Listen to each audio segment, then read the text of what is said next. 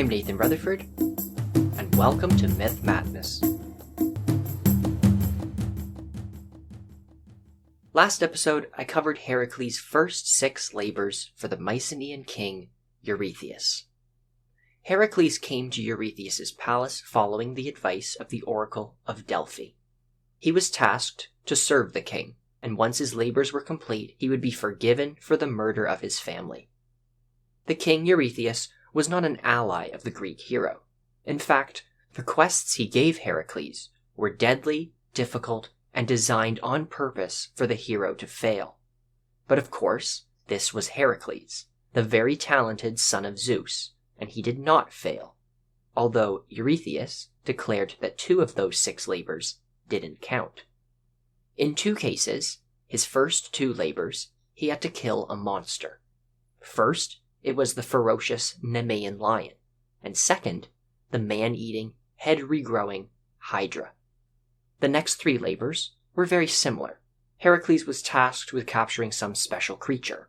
Finally, the 6th was a weird one, cleaning some very dirty stables belonging to another king. All 6 were supposed to be located in southern Greece, relatively close to Mycenae.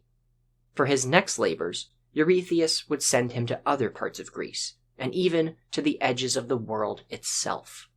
Those are the focus of this episode, along with some side quests Heracles completed along the way.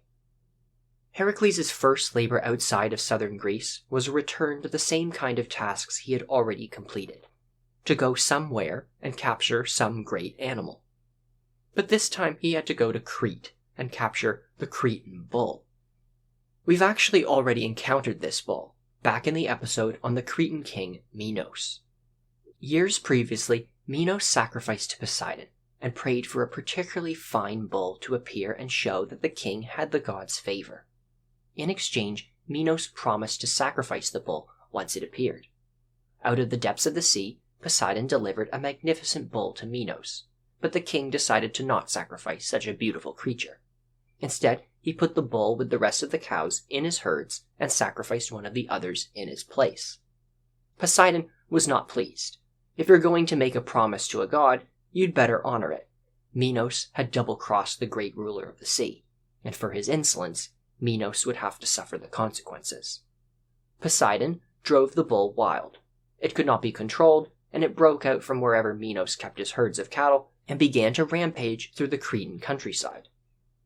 Heracles was sent to track it down and bring it back alive. I'd like to tell you about some trap Heracles set to catch the bull, or how he ran through the Cretan countrysides attempting to catch it.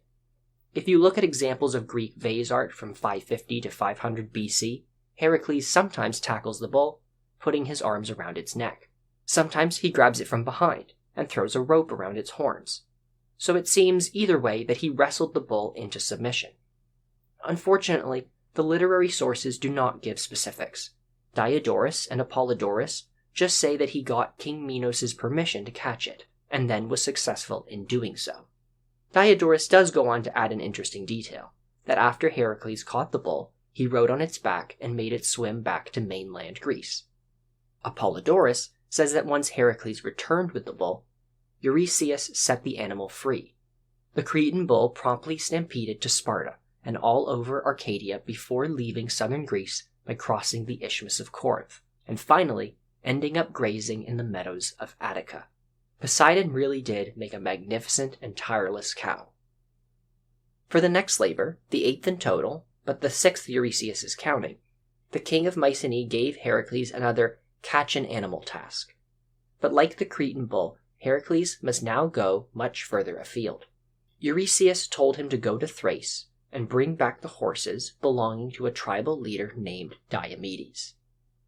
Thrace, or Thrace, is a historical region, roughly corresponding to Bulgaria and the European part of Turkey today.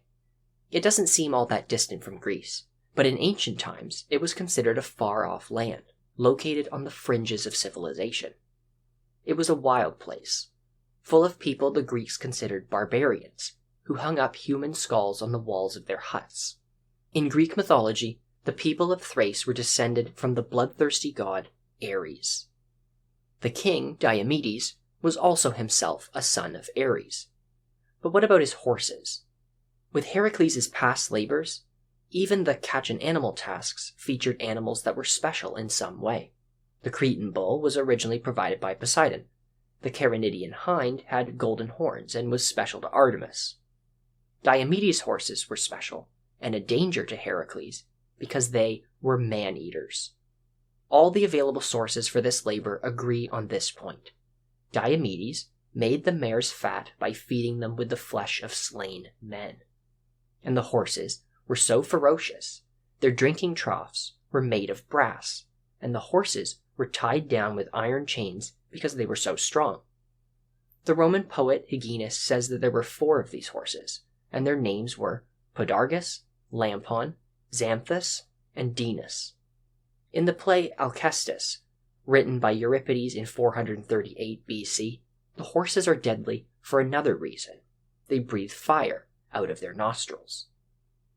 Unlike some of the other labors, this one is a rare subject in Greek vase art, but there is a cup from around 520 BC showing a horse with Heracles holding its neck, while a human head and arm are sticking out of the horse's mouth. I think it's clear what the vase is trying to illustrate. To complete the labor, Heracles first had to find the horses. He made his way overland, passing through other places on his way to Diomedes' kingdom. In Euripides' play Heracles, Heracles traveled through a city in Thessaly. There, a chorus of old men warned him about the man-eating horses, and Heracles found out Diomedes was the son of Ares. This does not bother Heracles, who points out he has already killed 2 of the god's children. One of these children was a bandit named Cycnus, or Cygnus.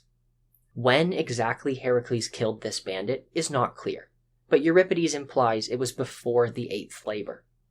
In the previous episode, I mentioned how Heracles had other adventures beyond the famous 12 labors. This is one of Heracles' extra adventures that is hard to place. I'll follow Euripides' lead and say it was a side quest on Heracles' way to Thrace. The duel with the bandit is one of Heracles' oldest recorded exploits, going back even further than the earliest mentions of some of his labors. The Shield of Heracles poem from the 8th or 7th century BC is the oldest and also most detailed account of this side quest. Heracles rode in a chariot. His nephew Iolaus was his charioteer. As they traveled, the 2 of them came across another chariot, this one manned by Cycnus and his father, the god Ares. The 2 chariots circled each other. Cycnus hoped to slay Heracles. In this early poem, Heracles wears armor, and not the lion skin he more famously wore in later literature. I like this account for that reason. It's probably the only Heracles reference that has him wearing metal armor. This armor was a gift from the gods. On his legs were greaves of shining bronze, an old gift from the god Hephaestus. On his chest, a golden breastplate, a gift from the goddess Athena, received when he first started his labors. On his head, he wore a helmet, and in his arms, Heracles held a long spear and shield. Cycnus wanted the armor. He intended to kill Heracles and then strip his corpse of its armor as a prize. He challenged Heracles and Iolaus, and they agreed to fight. As he approached the opposing chariot, Athena appeared. She told Heracles that when he killed Cycnus, he was not to stop fighting to strip the man's corpse. Instead, he should remain alert, because Ares would try and kill him. Heracles and Cycnus got down from their chariots and fought a duel. Cycnus struck first but failed to penetrate Heracles' shield. Heracles drove his spear through the man's throat and killed him. As Athena warned, Ares became enraged and attacked. Athena appeared again and warned Ares, saying that he was not supposed to kill Heracles. But Ares attacked anyway. Athena used her powers to make the god's spear bend out of the way. Heracles then wounded the war god and hurled him to the ground. But Ares was saved, because his divine sons Phobos and Deimos drove Ares' chariot forward, quickly grabbed their father, and sped away. From Thessaly, Heracles continued on his way to Thrace to find Diomedes. Diodorus and Apollodorus give different accounts on how Heracles captured Diomedes' horses. Apollodorus wrote that Heracles sailed to Thrace with a band of followers, an odd detail, as Heracles normally does his labors alone, and was penalized for having help with the Hydra. Once in Thrace, Apollodorus says that Heracles overpowered the Thracians looking after the horses, stole them, and drove the horses toward the sea. Diomedes and his people followed them, and Heracles and his men left the horses with a boy named Abderos, while they fought a battle against the Thracians. Diomedes was killed, and the Thracians retreated, but during the fight, Abderos was eaten by the hungry horses. In Diodorus's earlier version, there's no mention of any companions for Heracles. The hero goes to Thrace and feeds Diomedes to his own horses, which is also suggested by Pindar as early as the 5th century BC. By satisfying the horses' hunger by feeding them the flesh of the man who made them eat human flesh, Heracles caused the horses to turn tame. He then safely returned them to Eurystheus. These two versions also differ in what happened to the horses after Heracles brought them to Mycenae. Apollodorus says Eurystheus let them go. The horses wandered to Mount Olympus, where they were destroyed by the wild beasts living in the forest nearby. But Diodorus's version says Eurystheus dedicated the horses to Hera, and actually bred them with his own horses. According to later legend, Alexander the Great's horse was descended from them. The 9th labor Eurystheus gave Heracles was to fetch the belt of Hippolyta. She was the queen of the Amazons, a tribe of warrior women. It seems the ancient Greeks originally imagined these women as another strange group of people that lived at the frontiers of the known world. As time went by and the Greeks explored more, authors put the Amazons somewhere in Western Asia, often on the coast of the Black Sea. The ancient Greeks were fascinated with this tribe of fierce women, and they make appearances in a handful of their myths. This is in fact the second time we've encountered them on the pod. The first was with Bellerophon, but this one won't be the last. Apollodorus, in his telling of the 9th labor, gives some peculiar details on Amazon culture.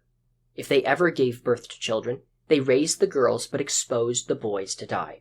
And supposedly, the Amazons pinched off their right breasts to make throwing javelins easier. This belief arose later in Greek history, and was probably based on a false understanding of what the word Amazon meant. In earlier art, the Amazons are always shown with both breasts. The Amazons, as their very warlike nature might suggest, were descended from Ares, just like the barbarian Thracians. The belt, belonging to Hippolyta, was actually Ares' zoster. This is a special type of thick leather belt, covered in bronze plates, that was commonly worn by warriors in the archaic period of Greece. The name zoster properly means war belt, so it's a piece of armor. In modern times, zoster is often translated as girdle, to make it sound more feminine. Kind of weird, really, since Hippolyta and the Amazons are not supposed to be feminine at all. Anyway, Eurystheus sends Heracles to get this divine war belt. Apollodorus says that Eurystheus, probably because he's starting to run out of ideas at this point, actually decided to send Heracles to get the belt because Eurystheus' young daughter Admete wanted it. So Heracles gathered a crew of followers and set out in a ship for the land of the Amazons. It was a land far, far away, and on the way there, Heracles went on another couple side quests. The first was on the island of Paros, one of many Greek islands. Heracles' men put ashore and found the island was inhabited by sons of King Minos of Crete. The Cretans there killed 2 of Heracles' men, and this infuriated him. In one of his rages, Heracles killed them where they stood, and then directed his men to besiege all of the rest of their island fortress. Eventually, after heavy fighting, the Cretans sent envoys, saying to make up for the 2 dead men, they would let Heracles choose any 2 Cretans to replace them. He agreed, and chose 2, named Alcaeus and Sthenelus. This doesn't really make much sense. How could 2 strangers replace 2 of Heracles' loyal retainers? The only way it makes sense is if the followers of Heracles included in Apollodorus' version are not actually comrades, but instead a group of slaves. In that case, it would be Heracles taking 2 Cretans as slaves to make up for 2 that he is missing. Could also be that Heracles' honor is in some way linked to his number of retainers. Presumably the men would be under his protection, and so losing retainers harms his honor. Retainers serve their master, but if he can't properly protect them, he's not meeting his obligations in the social arrangement that this would entail. Gaining 2 Cretans replaces his retainers, and also perhaps his lost honor. But this illustrates that Heracles is not just a questing hero. He is, as it will become more clear over time, a warlord. After leaving the island, Heracles and his men arrived in Mysia, a region in northwest Anatolia. As you can see, he's slowly getting closer to the Black Sea homeland of the Amazons. While in Mysia, Heracles stopped by the court of its king Lycus, and was entertained with a huge feast. As it happened, Lycus was in need of a little help. He was fighting a war with another group of people called the Bebryces. So it's time for another side quest. Apollodorus has Heracles join the war on the side of Lycus, kill many combatants, and then provide Lycus with the conquered land. Finally, Heracles arrived at Themyscira. In Greek myth, this is the capital city of the Amazonian kingdom, and this fact is mentioned as early as Herodotus and Aeschylus, so somewhere around 450 BC. Apollodorus says that when Heracles arrived, Queen Hippolyta, having heard of his reputation, wanted to meet the hero. She even promised to give him her belt. Wow, that has to be the easiest labor so far, right? Heracles goes all that way, and then the queen of the warrior women just hands the treasure over. No questions asked. And, most importantly, no fighting required. Well, as it happened, the goddess Hera thought the same thing, and she wasn't happy about it. Hera disguised herself as an Amazon, and went around the streets of the city telling any Amazon she could find that the strange men who had arrived by boat were not friendly, and were secretly planning on kidnapping the queen. The Amazons decided they were not going to let that happen, so they angrily charged up on horseback to the docks where the Greek ship was. Heracles was alerted by the shouts. He suspected treachery, so he killed Hippolyta, stripped her of her belt, and then fought the rest of the attacking Amazons. Diodorus's earlier account differs in a couple ways from Apollodorus's later one. He says Heracles arrived and demanded the war belt of Ares be handed over. The Amazons promptly ignored him. So he fought them, and Diodorus gives the names of a whole list of Amazons Heracles killed in single combat. 2 of them, Antiope and Melanippe, were taken captive. Heracles then traded Melanippe for the belt of Hippolyta. Either way, with the belt in his possession, Heracles set sail again and made his return voyage to Mycenae. But on his way back, Apollodorus has him make yet another side quest pit stop, in none other than the famous city of Troy. The city was in dire straits. Having previously offended the god Poseidon, a sea monster was terrorizing the coastline. Oracles declared that the only way to save the city was if the king chained his exposed daughter Hesione on some rocks by the sea, and allowed the monster to devour her. This story sounds very similar to what happened to Perseus in Ethiopia. Here, though, Heracles didn't want marriage. He promised to slay the monster and rescue the girl if the king gave him some of Troy's famous horses. The king agreed, and Heracles killed the sea serpent. Of course, as you might expect, the king then reneged on the deal. Heracles, possibly showing some signs of restraint, left, but threatened to return one day and make the Trojans pay. Right now, he was too busy completing labors, so he hopped in his ship and took the belt of Hippolyta back to Eurystheus. For a number of these labors, listeners may have noticed that most of the main sources are often Diodorus from the 3rd century BC and Apollodorus from the 2nd century AD. Some of them, like with the Mares of Diomedes, have the odd literary reference from classical Greece. But for the ones that don't, say the Cretan bull for instance, we mostly rely on images from Greek art to show that archaic and classical Greeks knew those labors of Heracles too. The next labor, though, does not have that problem at all. It may even be one of the more widely referenced labors, and those literary references run the entire span of ancient Greek history. We have some archaic epic poets, Hesiod and Eumelus, Pindar, classical period plays by Aeschylus, and history books by Herodotus, our usual contributors Diodorus and Apollodorus, and also a couple Roman poets too. This labor, the 10th in my list so far, is Heracles' attempt to retrieve the cattle of Geryon. But who is this Geryon? For that, I'll have to back up a moment and provide some context. And I have to back up a fair bit to the exact moment the hero Perseus managed to chop off the Gorgon Medusa's head.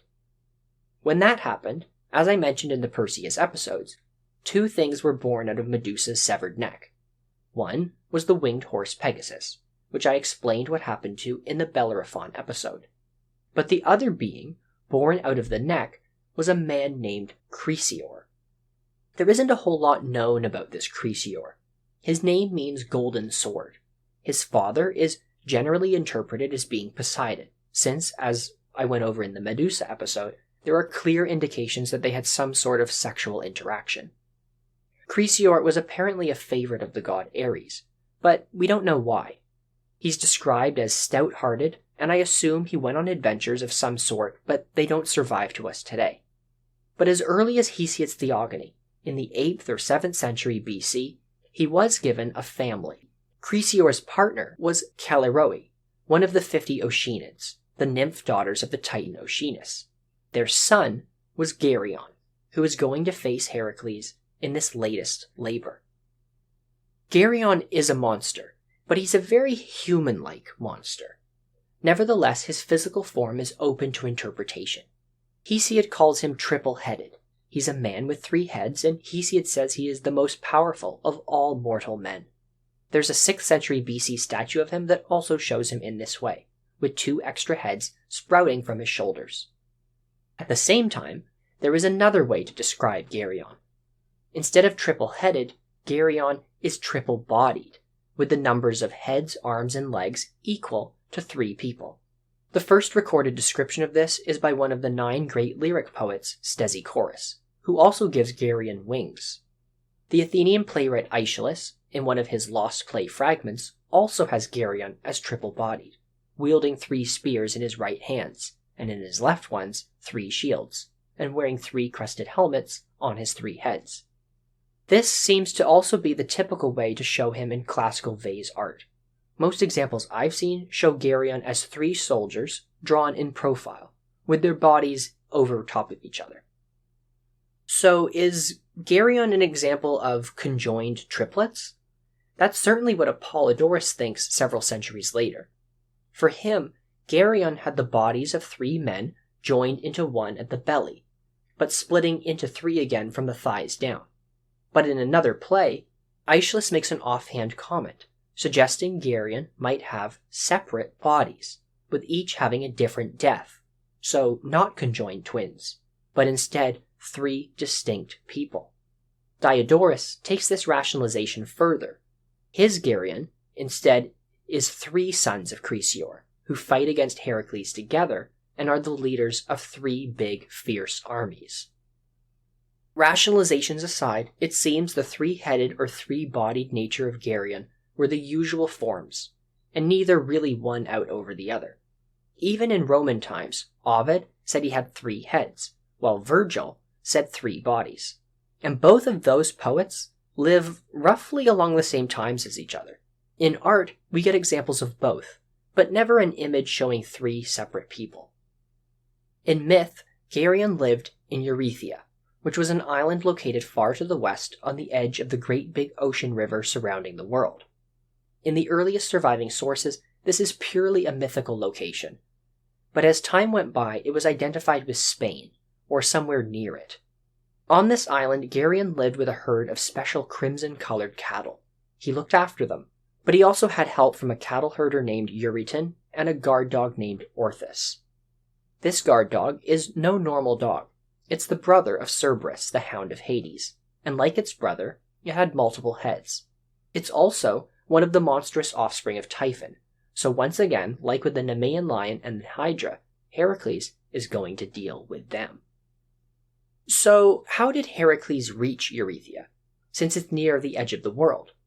According to the archaic poets Eumelus and Stesichorus, classical playwright Aeschylus, and Roman period Apollodorus, Heracles borrowed a golden bowl, or cauldron, from the god Helios. He didn't use it to make a meal. He used it as a boat, and sailed the bowl all the way to the island at the edge of the world. In one version, he shot an arrow at the sun god, because he was feeling hot, and then got the bowl given to him afterwards.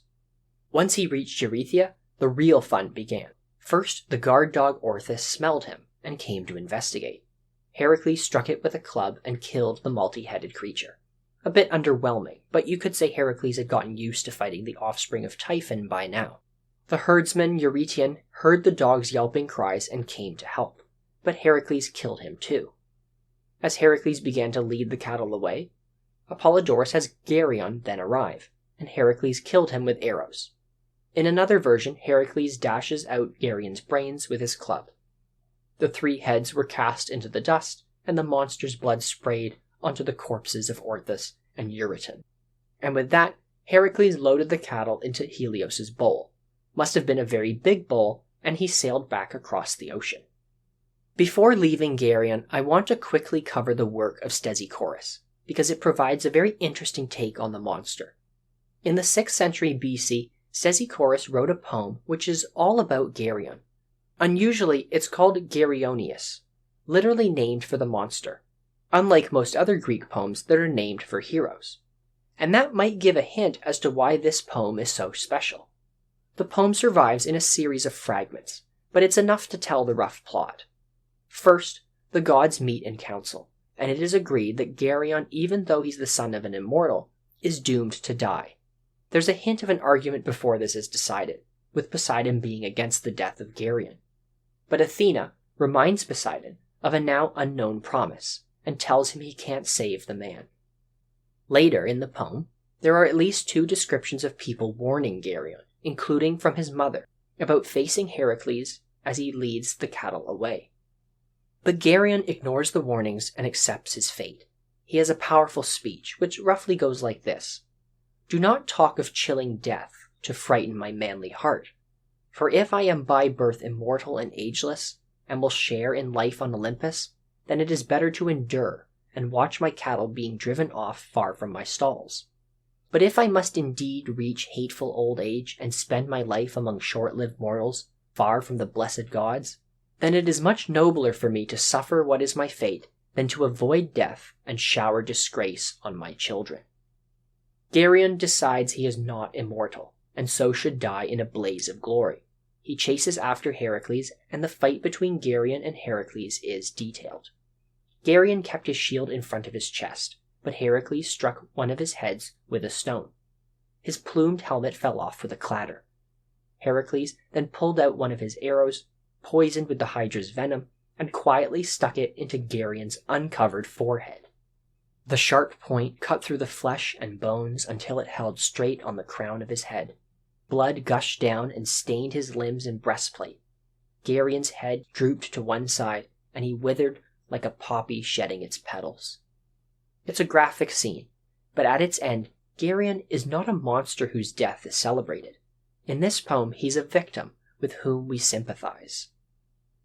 At this point, according to Apollodorus, Heracles has been performing his labors for over 8 years. Heracles returned from the edge of the world with the cattle of Geryon, and fought some bandits along the way. When he got back to Tiryns, Eurystheus decided to send Heracles right back to the edge of the world. This time, he was sent to retrieve the golden apples of the Hesperides. These apples were special. Gaia gave them to Hera as a wedding gift. The tree bearing the apples was in the care of the Hesperides, a group of nymphs, and guarded by a 100-headed serpent monster. The Hesperides themselves were sometimes the daughters of Nyx, the primeval night goddess. This is what Hesiod says in the 8th century BC. Sometimes they were the siblings of the Gorgons, and in other places they were the daughters of the Titan Atlas, which is the case in the later periods. Usually they were 3 in number, but Apollodorus lists 4. The Hesperides were usually said to live in the far west, but Heracles needed to learn the exact location. Wandering around, Heracles found some other nymphs, and they led him to Nereus, the old man of the sea. He had to sneak up on Nereus while he slept, and then grab him. When the god shapeshifted into a variety of different forms to escape, Heracles had to keep a hold of him until the god tired. At that point, Heracles promised Nereus he would let him go if he told him how to find the Hesperides. With Nereus's directions, Heracles' next road trip was ready to begin. On the way, Heracles ended up in Libya, the ancient Greek term for northern Africa. There he encountered a son of Poseidon, named Antaeus. Antaeus was one of those occasional psychopaths in Greek mythology who enjoys murdering random people. In his case, he challenged them to a wrestling contest first. Antaeus couldn't normally lose, because as long as he kept touching the ground, he would not lose his strength. Heracles wrestled him, hugged him close, and lifted Antaeus into the air. With his contact with the ground broken, Antaeus lost his strength, and Heracles crushed him to death. Next, Apollodorus has Heracles visit Egypt, and encounter a king named Bucerus, who was another son of Poseidon. Again, we have the murdering of visitors. In Bucerus's case, he captures strangers and kills them in a human sacrifice. Heracles, when he arrived, was tied up, dragged to the bloody altar, but before the knife cut his throat, he broke his bonds and killed Bucerus. This story is recorded by the later sources for Greek myth. The earliest person to reference it is the classical period historian Herodotus. Funny enough, he does not like this story, and says it is one of the silliest things the Greeks believe. At some point, Heracles ended up in the Caucasus Mountains. Now, something I don't understand about Apollodorus' version is why. You may have noticed that after talking to Nereus, Heracles has gone from Libya to Egypt to the Caucasus. He moved east. But why is he going east when the Hesperides are supposed to be in the far west? He's going in the complete opposite direction. I can think of a couple reasons why this might be. First, maybe Heracles is traveling east because he has to do something in the east first before he can go west to the Hesperides. If this is the case, it's possible he was only following Nereus's instructions, which are not specifically recorded. Second, maybe the Hesperides are not located in the far west. In Apollodorus' version, they're linked with the Hyperboreans, a people who normally live in the far north. Maybe traveling to all these places in the east is Heracles' way of wrapping around the edges of the known world and then heading to the Hyperboreans. Finally, a third possible reason is these side quests Heracles is performing on his way to the Hesperides. Maybe they are late additions to the story. Maybe the Greek writers at this point were trying to place these adventures in the unwieldy chronology of Heracles' life, and not doing a particularly good job of it. I'm not entirely sure which reason, if any, could be right, but I think what happens next could suggest the first one. In the Caucasus Mountains, Heracles found the old titan Prometheus. I covered Prometheus way back in the 5th episode of the podcast. In the distant days when Zeus was reorganizing the universe after taking over from the Titans, Prometheus got on his bad side. Prometheus was a champion for the early humans and went against some of Zeus's wishes in advocating for them. His punishment was being chained to a rock, identified with a mountain in the Caucasus, and every day an eagle would come, tear him open, and devour his liver, which would grow back for the whole thing to happen again the next day. That continued day after day, until Heracles arrived and killed the eagle with arrows. In return for saving him, Prometheus told Heracles that when he reached the Garden of the Hesperides, he was not to go into the garden himself. Instead, he should persuade the Titan Atlas to retrieve the apples for him. With that advice, Heracles presumably left the Caucasus and traveled to the far west of the world and found Atlas. After the defeat of the Titans, Atlas was not sent to Tartarus with the others. Instead, he was made to hold up the sky. Heracles found Atlas and told him his need for help. To get Atlas to agree, Heracles offered to hold the sky while he helped him. Free from his punishment, Atlas went into the garden and brought back the apples, and then told Heracles he would deliver the apples to Eurystheus himself, leaving Heracles to hold up the sky. But Heracles knew Atlas would just try and double-cross him, and following Prometheus' advice, he told Atlas that he just needed to take a break and put a pad on his head first. So Atlas took back the sky, allowing Heracles to take his needed break. Of course, Heracles just grabbed the golden apples from where they lay at Atlas's feet and set off back home. It's honestly a silly part of the story. Would Atlas really be that stupid? Sure enough, there are other versions that don't mention Atlas at all. They say that Heracles killed the apple's guardian serpent himself and left the serpent's still quivering corpse behind him.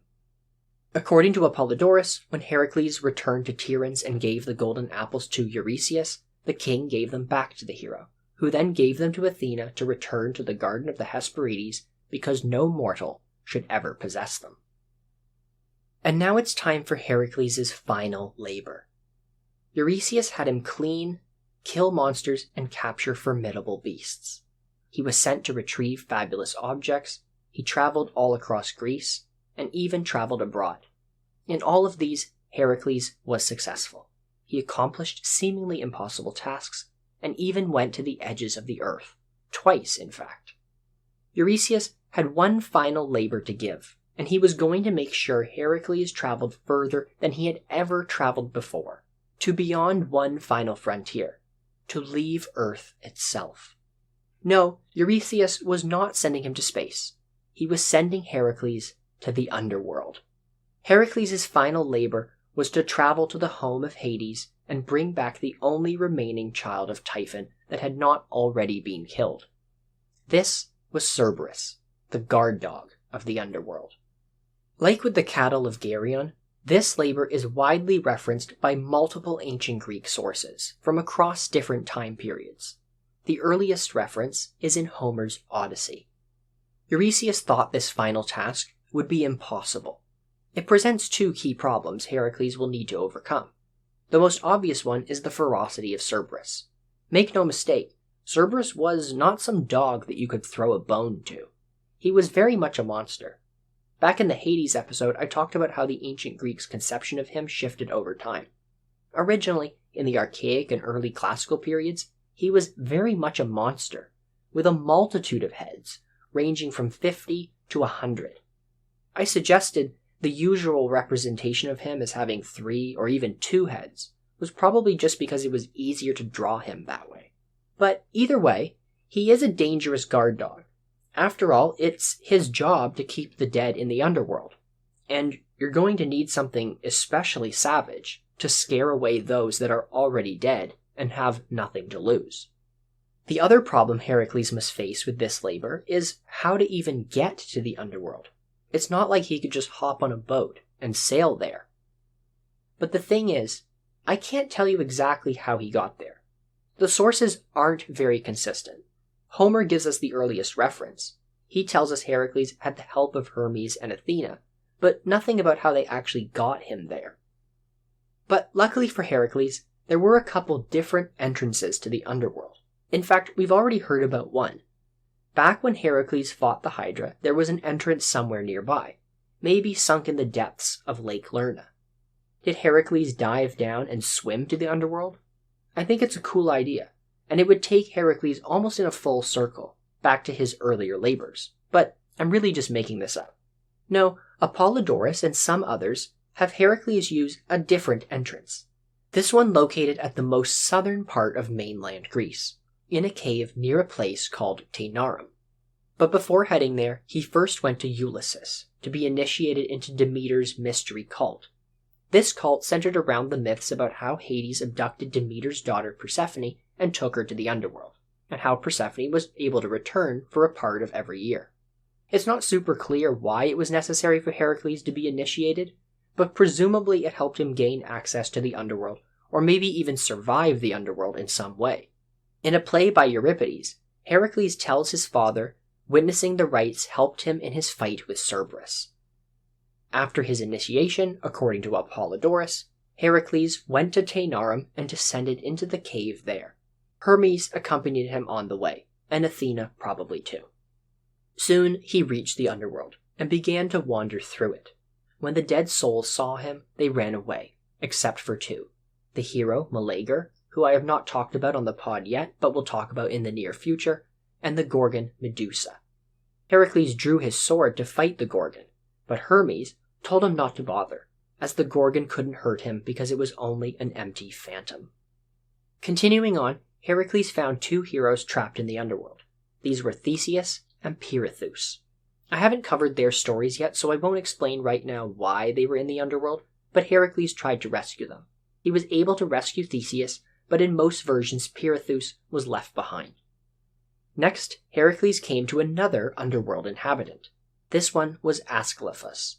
He was an immortal, but Heracles found him stuck under a large rock. The rock was a punishment, because many years before, when Persephone had first been taken to the underworld by Hades, it was Asclepius who told the god she ate the pomegranate seeds, and so could not permanently leave. Heracles found him and rolled the rock away, setting the man free. The Greek underworld is a dark and dreary place, and the souls that stay there are hinted to be very hungry. In Homer's Odyssey, they enthusiastically drink any blood provided to them. In Apollodorus' account of Heracles' final labor, the hero slaughters one of Hades' cows and left its blood for them to eat. But Menoetes, the guardian of Hades' cattle, challenged Heracles to a wrestling contest after he slaughtered one of the cows. This probably wasn't the smartest move, as Heracles grabbed him around the waist and broke some of his ribs. At this point, Heracles arrived at the house of Hades. Diodorus says he was welcomed like a brother by Persephone. Apollodorus says Heracles asked Hades for Cerberos, and Hades told him he could take the dog if he subdued it without weapons. Heracles found Cerberos, and like with so many beasts he'd faced already, he wrestled with it. He flung his arms round the head of the dog, and even though he was bitten, he never relaxed his grip and pressure until it yielded. In some versions, Heracles is simply given the dog to take away, because the rulers of the underworld were already impressed with him getting that far. Euripides was likely aware of both of these versions, since in his play Heracles he has Heracles' father ask the hero if he conquered Cerberus in a fight or was given him by Persephone. Heracles answers that he fought the dog, aligning with the description I just shared from Apollodorus. The Roman poet Seneca says something very similar. He says Heracles beat the dog into submission with his club. Afterwards, Hades and Persephone, having witnessed Heracles' godlike strength, shivered on their thrones and allowed him to lead Cerberus away. After winning Cerberus, Heracles returned to the land of the living, but the sources don't agree on where exactly. Some say he exited back out of the cave at Taenarum. Interestingly, others do not have him return the way he came, but come back up at a different spot. Apollodorus and Pausanias say Troezen, which is fairly close to Tiryns in Mycenae. According to Pausanias, there was a temple there dedicated to the underworld gods. Ovid says they returned far to the east of Greece, in the barbarian lands of Scythia, and then had to make their way back. And several other ancient Greeks give various other locations. With his final labor now complete, Heracles took his time returning to Eurystheus. Several sources have him parade the captured Cerberus throughout the Argolid. Women and children lined the streets and watched with fear. Men greeted Heracles with laurels and sung him praises as he passed. Finally, Heracles arrived back at Tiryns and showed Eurystheus the multi-headed guard dog of the underworld. Admitting Heracles had now completed all his assigned labors, he asked Heracles to carry the dog back to Hades. And with that, Heracles' 12 labors were complete. According to the Oracle of Delphi, Heracles had now properly compensated for the murder of his family so many years before. Along the way, he fought some of Greek mythology's most dangerous monsters, and traveled all over Greek mythology's supernatural world. In some versions, Heracles' reward for completing the labors is not just forgiveness, but also immortality after his death. But that's a far way off for now. Heracles has many more adventures to go on. Next episode, I'll cover Heracles' exploits after the labors. And that's all for today. If you're enjoying this podcast, please share it with a friend who would enjoy it too. As always, thank you for listening.